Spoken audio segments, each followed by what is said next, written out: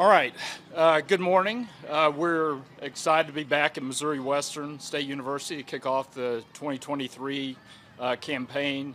The university, the staff does a fantastic job of welcoming us up here, as well as taking care of all of our needs.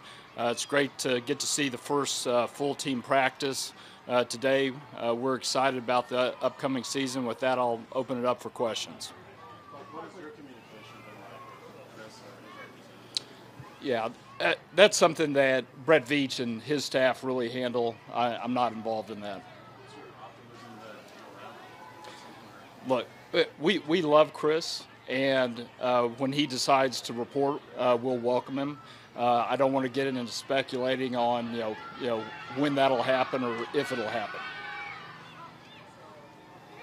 We talked to Mark the other day, and he mentioned that obviously stadium-wise, all of your options are on the table, whether it's build new where you are, build new elsewhere, or renovate and upgrade Arrowhead. And he says that's the preference. Is that you've said that before too? Is that kind of your still preference? Do you feel optimistic that's a possibility? Yeah, we do feel optimistic about that. We spent a couple years studying the structural integrity of the stadium. And earlier this year, we preliminarily concluded that Arrowhead could be renovated and extend the life for up to another 25 years. All three options are still on the table, but we're working hard behind the scenes to try to get in a position where if the Royals make a decision later this summer, as they've said they're going to do, we'll be in a position to go with them if they decide to go with a public vote. Mr. Hunt, you live pretty close to AT&T Stadium in Arlington. You see all the events that go in there. Would there be a benefit to having an ability to open the roof, have an open-close situation?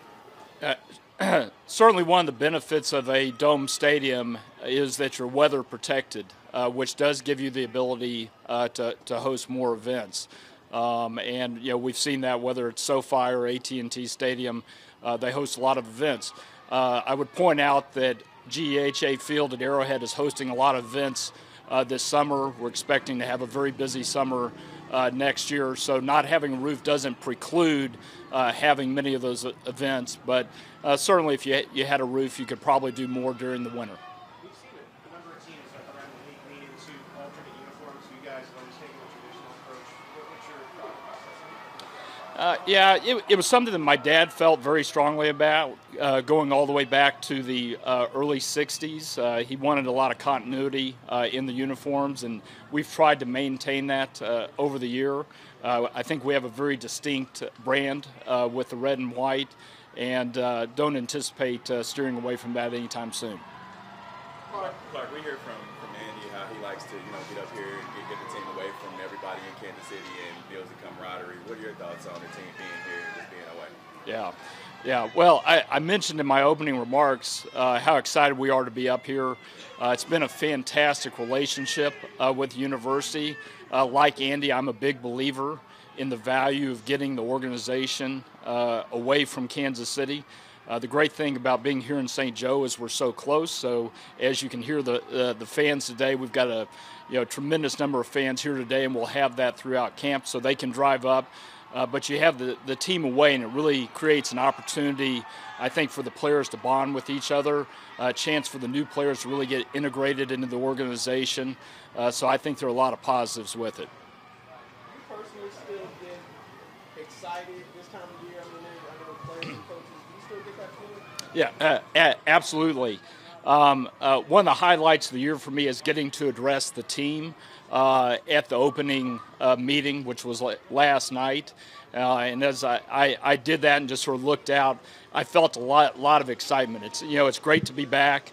There are always a bunch of new players, right? So it's a new team every year. We're obviously defending a championship this year. It's a great opportunity, something that hasn't been done in the National Football League for almost 20 years.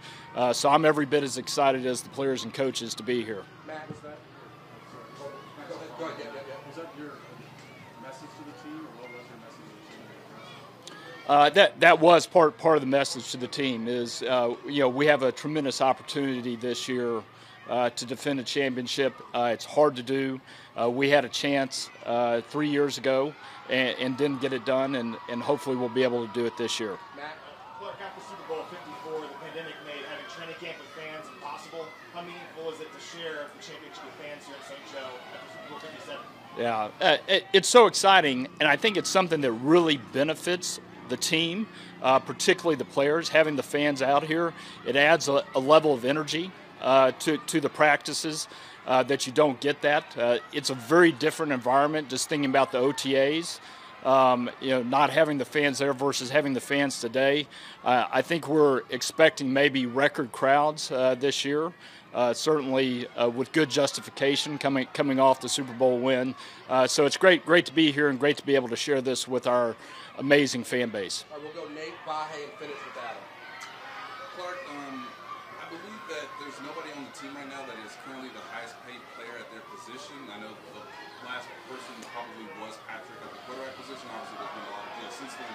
When you go into a contract extension discussion with a certain player on the team who obviously is in high regard, such as Chris, is there a philosophical approach you have towards obviously paying what they're worth and not necessarily being at the top of the line at their position, or do you try to treat it on an individual basis given the circumstances at that point? Yeah, we really don't think about it in the context of who's the highest paid player in the league. We think about it in the context of the Kansas City Chiefs and what's best for the organization, not only this year, but as we go forward. One of the challenges in the National Football League is the salary cap, and it makes it tough to keep a championship team together. That's something that Brett and his staff have really focused on. I think they've done a fantastic job, and that's just how we're gonna view it going forward. Vahe? It sounds like you've annually been addressing the team for years and years. I wonder if you could just reflect on how different the message is today than even 7, 8, 9 years ago, or what you would try to get across then when you're selling hope, I guess. Yeah, well, 7 or 8 years ago, we spent a whole lot more time talking about the 60s and 70s than I do now. I still include the history of the organization because I think it's important for the young players to understand where the team came from in the early 1960s as a charter member of the American Football League.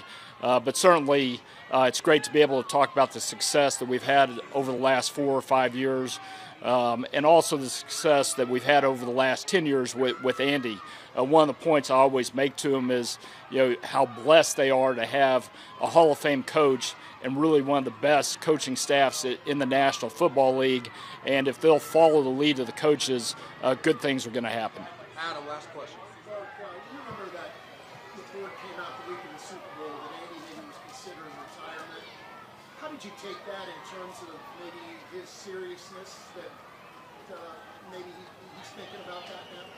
Yeah, that's never come up in my conversations with Andy. And I think as I recall his answer, somebody asked him the question, and I don't think he had stopped to think about that subject.